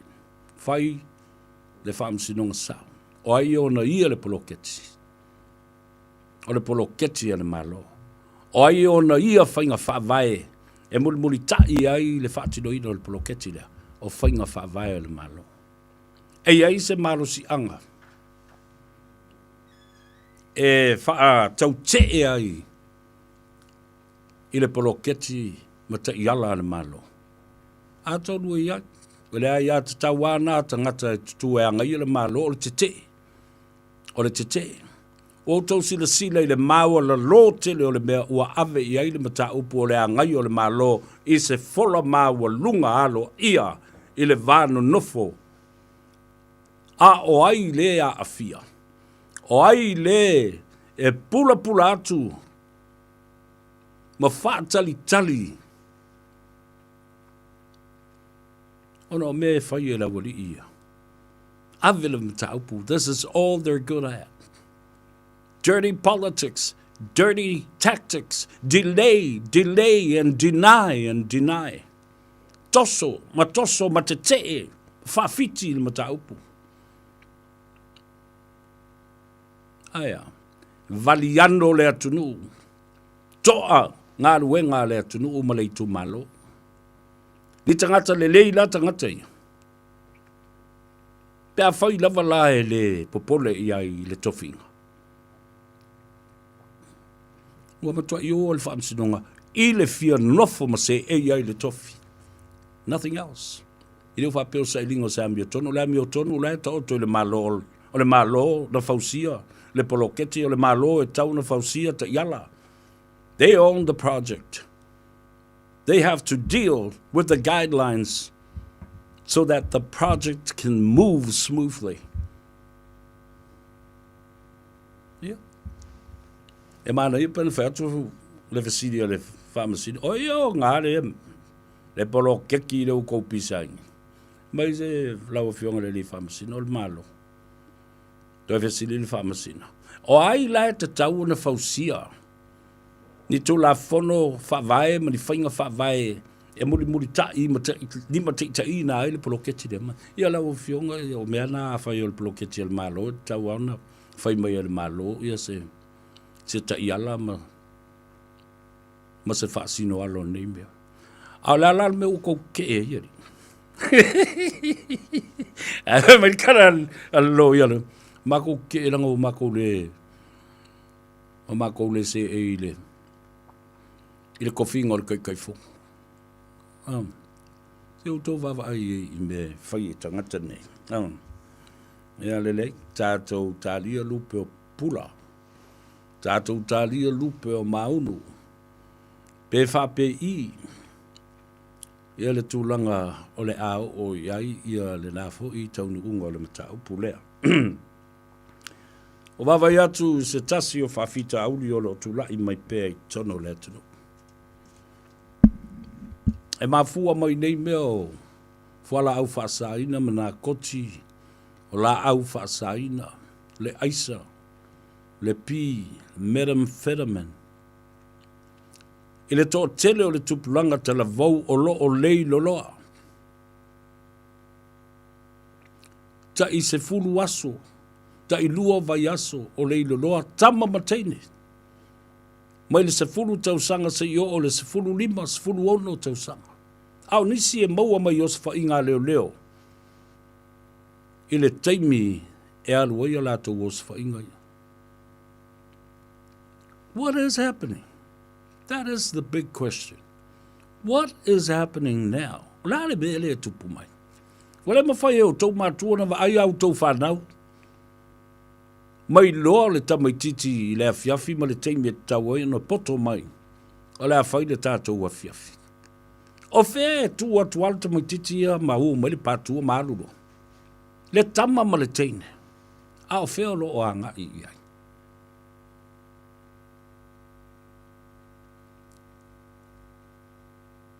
Ai o fo i lava i tangata o le ainga poto ma tangata lautele. Le ka le sia fo i le nuu.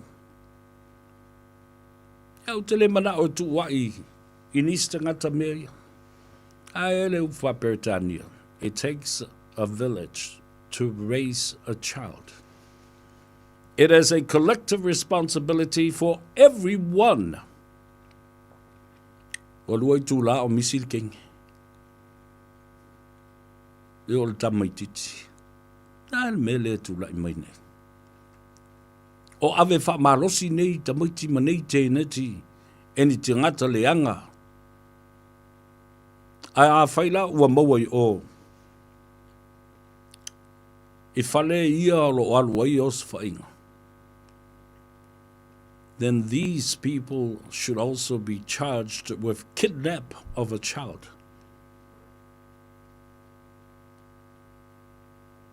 Taking by force against the will of a child.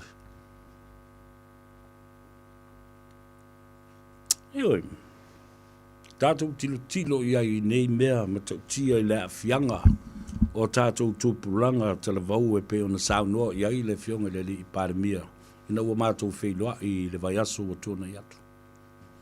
I le malanga mai lei au ki lani I lana physical test ma le medical check-up. O le popolenga lea o lo ta oto nei a Samoa. E le ngata o ngā koti fuala au whasaina I to tonu o lo toa o a onga. Ua to tonu fo I o e kalesia. Ai ua whape nā foi. O na lama tia ai le soifua o tupulanga tala vau I awhio anga I tua atu o le li o leo le taulanga. Ma o le ala foi le nā o lo o toi tu lei ai le maulea. E le mawhai e le malo na whai ato tasi se vai for fall ma ta apule nei. Ua mana o mi ai le ta whatolu o whai ngā malo, e au fi ai tangata umalava o le tu malo, ma le nuu, le kalesia. Le malo, le ofisa le nao le leo. Le pulenga mamalu ali ime whai pule, o I tu malo. Le fatu ai ngā tausia e, a ta mawha le nganga ma le kalesia. Talo whai I whanau o Samoa. Nā lava e wheo ai tangata. Ele I o lava I ai leo sa whai a leo. Tangata lo lātou au maia, tangata lo lātou ngausia, tangata lo lātou whaia wheutanga inga o nei mea. A ai o lo o a awhia. Tupulanga lalo vawa Samoa. E mana umia Samoa, ni tupulanga ole manuia, malumanai o Samoa, tai au e vale lea uma. Nāle me mawhuri talana. A waso sisi langa ve pai le mea lea. Wa auta atoa malona mawhawha. Wa umana whalai. Tulo wal whafonga le. Tulu pēr wawa ili mea le. Whai ai mea le whamoa. Fore te tae lunga o le mea le. Frying pan po le whalai. Nā tilo la i le iei. O le tu ai ngava ainga le nai te vai I le whamoa na. E le whai ai tulau lava le whafonga le tino. O le tangata. Wa le mauna I a tango fia le mea lea. Sa vali fua o le aise mafau fau ola ma se whai ai yola olo o iai. Tātou te le mana o mia. Ele kele pia ingu ma kele pulu sa masangi nga ingu ini me. O le wha lave o le tupe vave. O le tupe vave a ua vave foi na pansi uma tangata ma le au ai aisa ma le tupu langa le tunu. O whea ua whai ai a testi a pāle mene le na whai nei. Ta te manatu lava foi lele e mana ia pe a tō lau pe o le wala au ngō foi lele o le vasenga le tae au. But John, positive. Jacob, negative. Pea tō lau whapeta, ia ono le a ia tau male. Pui a fōi o le mamalu o le pāne mene. And protecting the respected integrity of Parliament. Wa re whi, ni ko lau whapea. Lau mai ki te Cindy, my half negative, half positive. Ari se manu. Va toi foi de. E te fia fa rongo o lau mai ngō lau ri ia ma Ma le taunu unga o lātou test. Whai atu e fo I lau whionga le producer.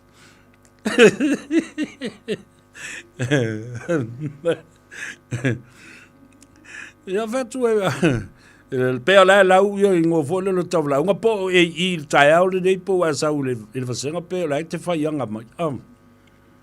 La so tanto lunga producer le tau pula. Ja, malo fa tai malo sa no ale a to ni va ngala vi fa talo fa fo ile tunu. O ni si na wa ma na va nga wenga ia o isi fo ile ya to nga te mi va peni. Wa ka ma sa ngi fo ile si wari. O la ela ke lo le ya la fo ko a velar ku ka po le ka le ungu. Ia po le a fo le ungu. O le me la tu. E o tu mo fo ile le. Fa tanga afe fa mai se ya fe fa lo. Ai le lo o le tewi. Ngai ku kongo e kwa fare bakery ri ya tau. Lua pai. Ai ko e maua ia se singa o su o pai rungo le.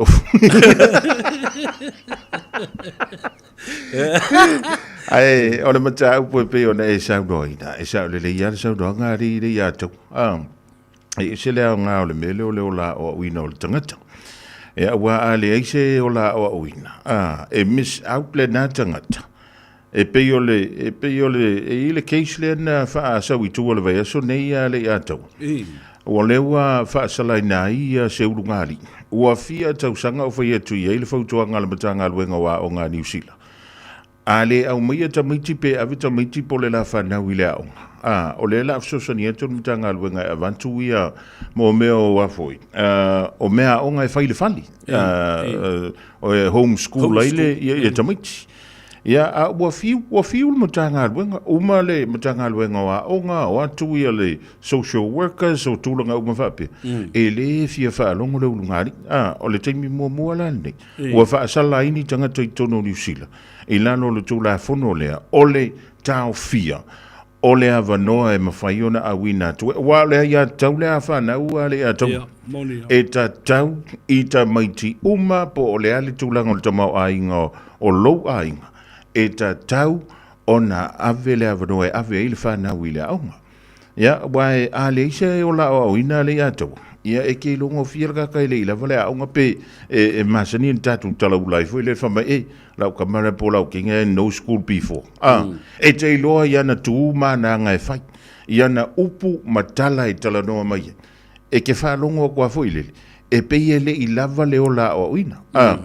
E se mai la le na. Mai le tangata fo ilele ele I lava le ola o uina ai sa ola tau tua ma ola fo ilele e tausilo na ainga e se la mena elu o le poto la le na ia o le poto fo ilele o le fa manuia mai ele ali il tangata ele I nau tele ile a on pe ele ile le ola o uina alali lua piki apula ferwa ye ai sea ia langa fo e fia e fa e ka pe lima pe sfuru e ka olonga ma mangala e fa e fa le va fa ngot io fa me va fa ngot o le se ngala da o me ya e sa le ya la o fio io e ta tam ona ave na ye tanto wala mfana ile mele ta ola nga ali a tolu so nya tu na live awa o le na o mona fa tu la I mai fo I Samoa io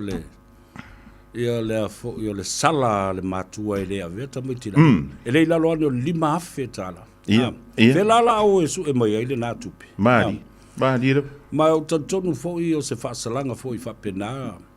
Ia man tuala I New Zealand fa I o le mele na o le abandoning of a child, neglecting of a child. Ono I tato te tau muri lalo o le Charter of the United Nations.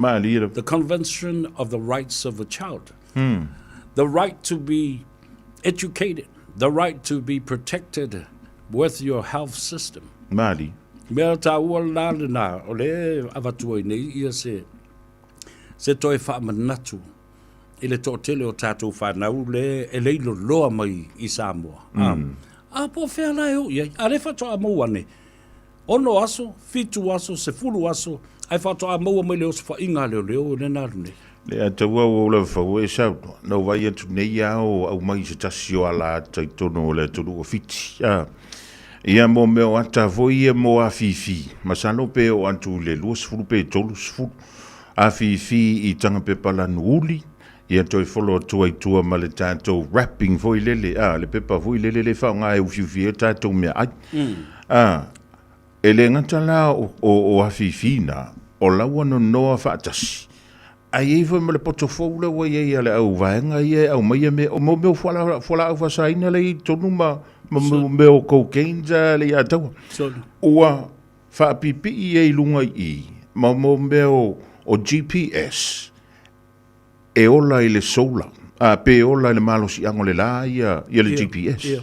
Fa mai la ia le li poti le au mai fiti. A tau va i ni me va pena o peupea i le sami ia pe wa avatu ele au foi le ma ta tie lunga le matafanga au tau te futango fi o le awala na wa foi i la tau ia o lo nga o si fa tau ina tu ia o lo nei po fola au fa saina nei e lo ia la ko kamala i o ia tu ele o le timo mo foi le tau tu la me fiti wa tele mano no i mau afi fifa apea ia na le watu wa va foi e ko ki aka o va mau tama voi le masalo skama i va male level lo sami ia o to inga va ana le wa fa tumui i o lo fa pe tasi tangata pe lu tangata malanga mai ia ona saule mai to ulai o lenga o si ai o lo ia ma au mai a foi o le feito to a le o fiti o le mena le na o le te sili mai la le mafuanga wala ina le loloa tatu alo ma fana utin o kama kongu wa le ali ata ma le siva enga le wa mai tawina mai Samoa ia wa matana fai Samoa ia le tuainga o nanga le fai ni New Zealand ma Australia le ata o le nga luenga o tele fia tala noa tuwa ia o te lo le mal malama le ia lo tatu tru ia e ma fai ona provide le o nanga e na ia tatu walo ia ma fana foi po tomaita Ole sex and people trafficking. O me o whainga whaatali tane whulea whawao malo. Tu lau lawa wha a ua whao ngā ai a tātou whanau la iti. Ma lawa tūpulanga telefo. Mai e le masalumia. Ma le tali tonu ina.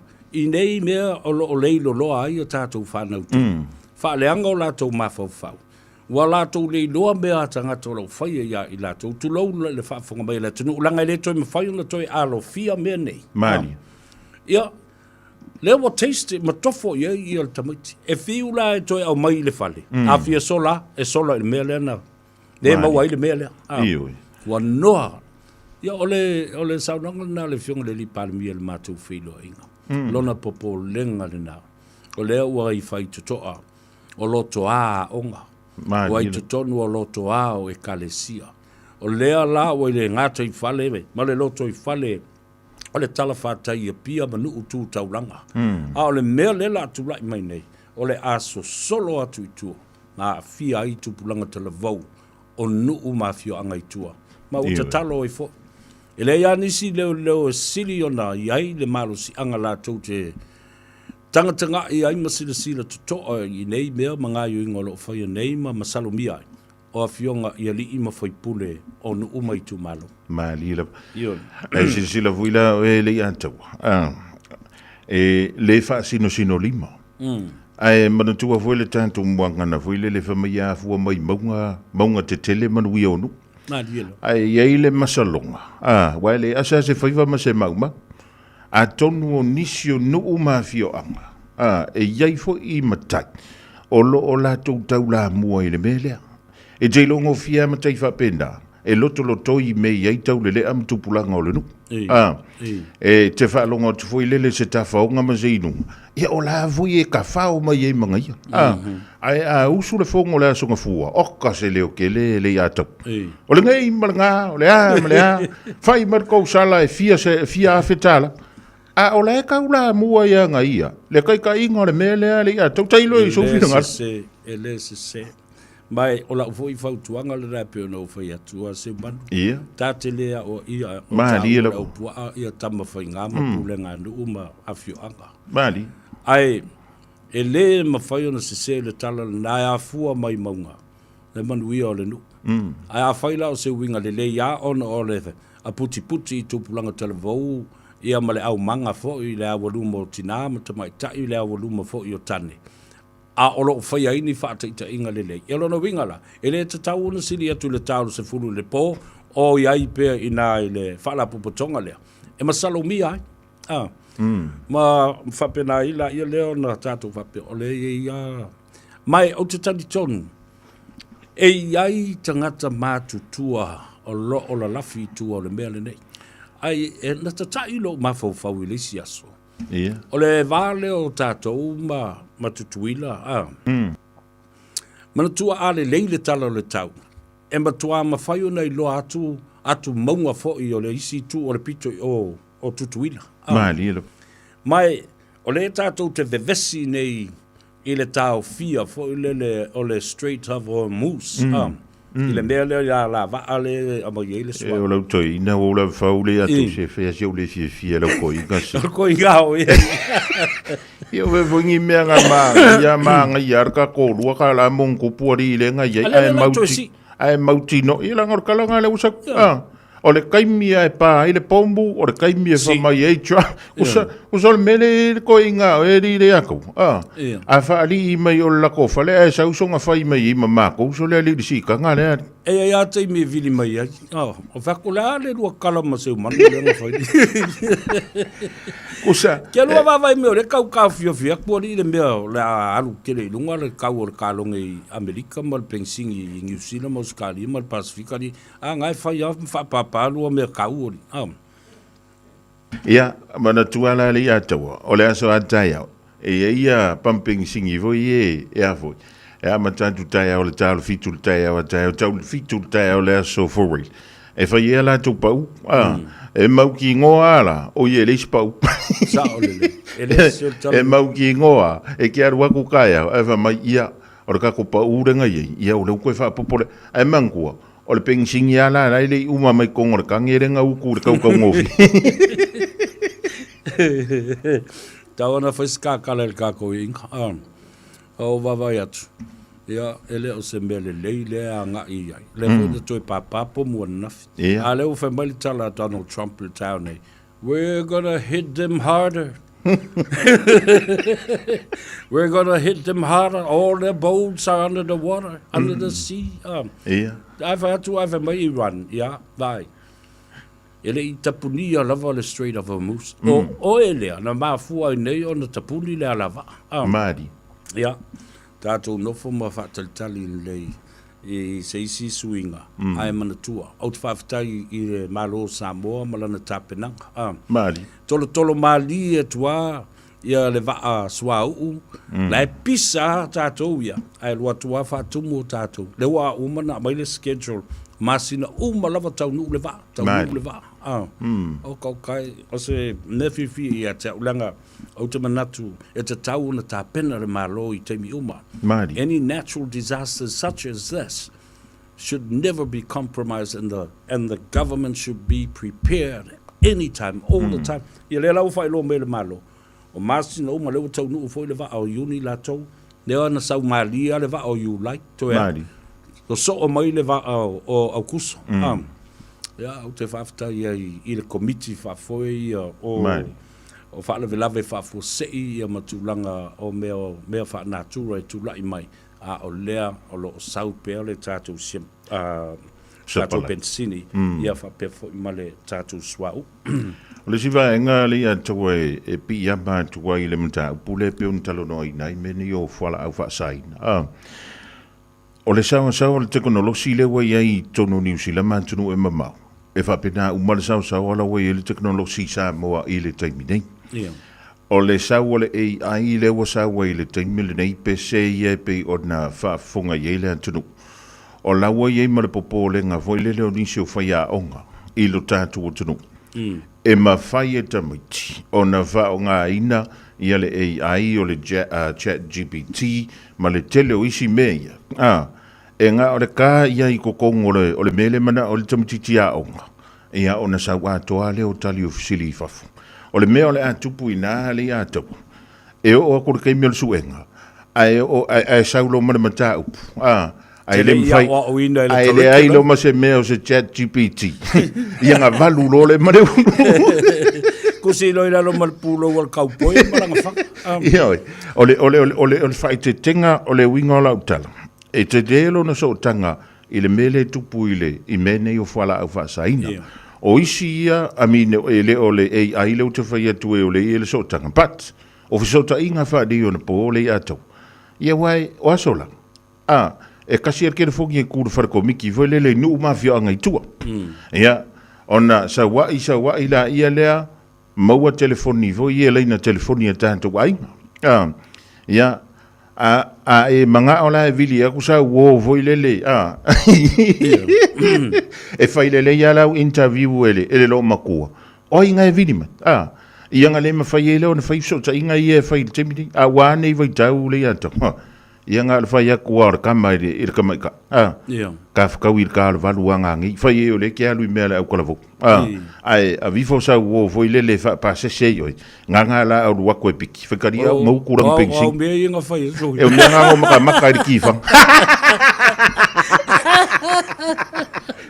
e te la tala mali e tu ele ngata o le technology le o whanga ele se melele na fo e spela mai lava le AI artificial intelligence o lona winga ele o se poto moni na o aina o le mea o mai ele masini ia te o ele matau pule ai e yeilo taltonunga le ano fo yatu le vale o tutuila ma matamatangi le atu wale pata e te taua na iai se vaa Coast Guard la tau te vai ia mea taipe o le Strait of Hormuz ele ngata fo ilea sa fai tau atu ai drones fo ie wala popo atu wa mawhai o na la tau o masii ia se mea taipe o se helicopter you know it's artificially manned fo lele ele sisi o vele e control atu nei le e alwa kua fa pa ure me o ina mua ina mua le komo i kai watu ele va pe o ai o se fate ta inga le tatu tano atu ia ia ma ua fai ia le fesota inga na ua pa ua 2 minute o te ele tu lai valu nei le fiafi o le talo le tau o le nae ua fo ua pe le tai na fato a fa pa ale le pasolo ina ia o solo ma le va fa ngoto lista ngata la tu ia tai wa o meva these could possibly happen a foi o le winga na le tala o le wa vai ele popoko o tangata ia fai mea o le wa tu ia ma le GPS e le o fa nga ina ila se ma moli wila voi le po se ma kava o le wa fa nga sa o ia le soli o ke fai ya ku e se le tu ai nga poto ma le tomaile ia ai o te ilo voi le ia tawa masalo na o sina vaenga i titi o loa nei a wina mai atu e mamau o fuala au fa saina le mau pe ma umina tatia va pe au te loa o le ivas fulmon tupu pasen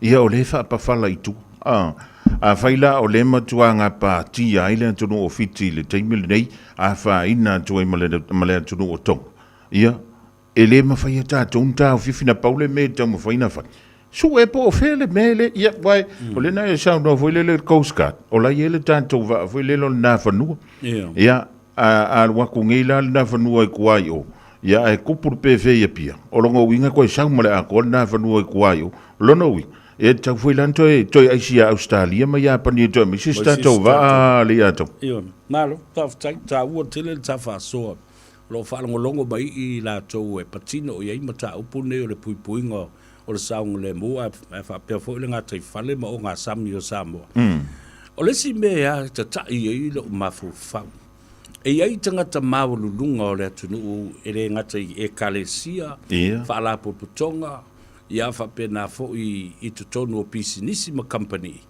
wa leva na fa tuaina ele malo ai mese fo i le matanga luenga o customs betupe maua le atunu o tiute mali tangata nei e o la to finga mawalulunga o le fa tuaina le o la to ia la to te oka ina mai containers o mea fai fale o mea fale o isi o loa.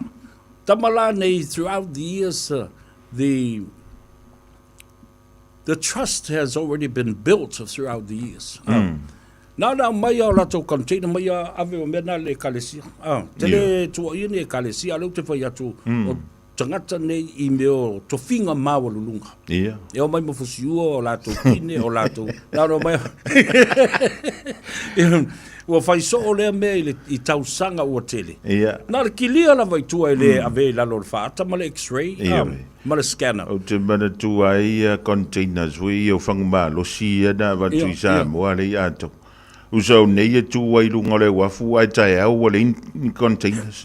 Fiu su e pe fa finga lu se me le wafu. Tu si sila la ye. Ia. O meo so tanga nei ua loa na whaata oto ma ua iai le whaatu tuanga. Ai o te tali tonu fo iai ta ngata. E matua I ofo I tātou pe a te ua maua muri ane. Ia. Sa I tua o nei mea. All these years, they have been trusted by the government, trusted by, enterprises o le malo ma mea whapene. A o lea lafi mai tua o le kalesia po le swaf pa I o le tua ma lato ngā luenga I whai. O te tatalo awane I aini mea whapea. Ai, leanga o le nei vai tau.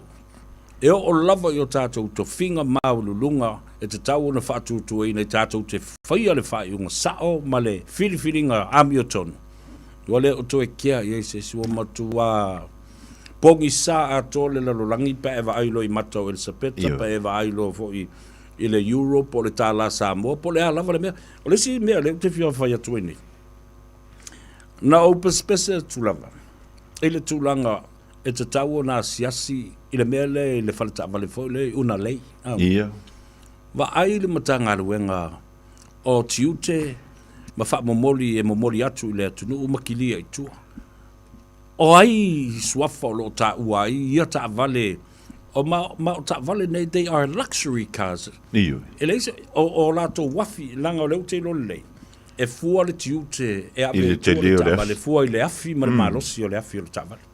O tama nei o me o V6 ma V8 toi titi atu tusa le lei ma le tau o le ta vale se tupe ave I tua. Malilo. Fela o iei nei ta vale. A o aina sainia the clearance of these goods.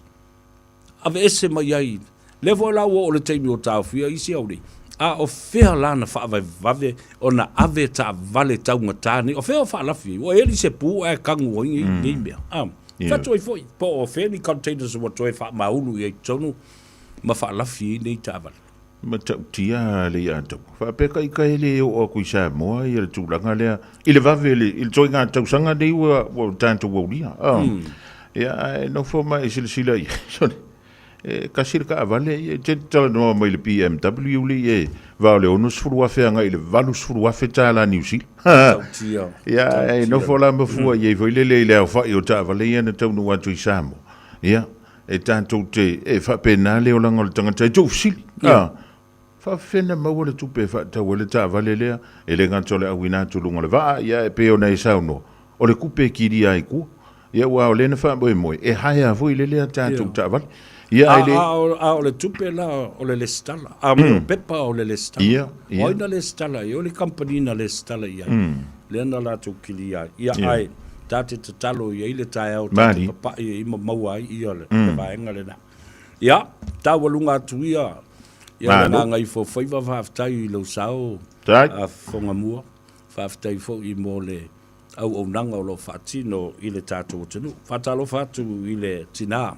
Ia te le sia ma le tamo o tanieru ma le tātou koko masta le nale o me tā ua ua umana e taste le koko masta li fonga mua maka ukia au ke whai akua ia wa e alu fo I le ia te ua e sau ma lea koko pewo o kofo suka laki soli e ser koinga recipe le whao ngai o lua mwhingo tari ma no whatu ia Daniel ia so o a toa le atunu Ai tilo la il mele nei. A ola le company le nei. Ia. E le toi popole se fai koko I Samoa. I le toi fata wina o la tu koko. Na mavala au tua lele wal watu kiliva. Ia. O le apiki uma mai ko koko le tu malo le fasa le anga po le tu malo atua uma male anu ama.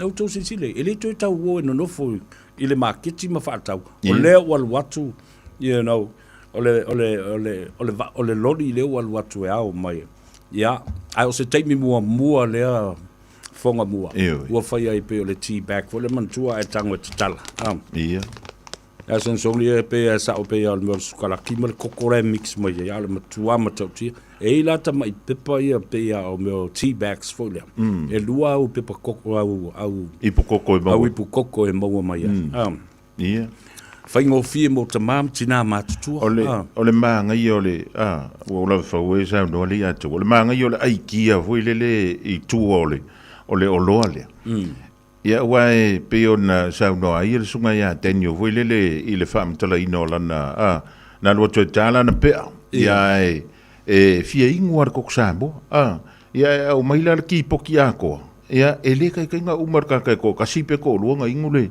le ki poki ako tu maila ia tu ia pe ona ia tatou ini va pe le ingo koko kamaki o lona winga e mafur ki po ko inga malo matua pa kungwo fo le ki poki rapo arma na ia la ole tulanga le ia e fie po le arke mi le aso le ato la le taimi te vala au pe ke fo ia ko fo le fale le kaur ko ru va ve au e fie ingo koko ia e vala au mai ale ato va kurki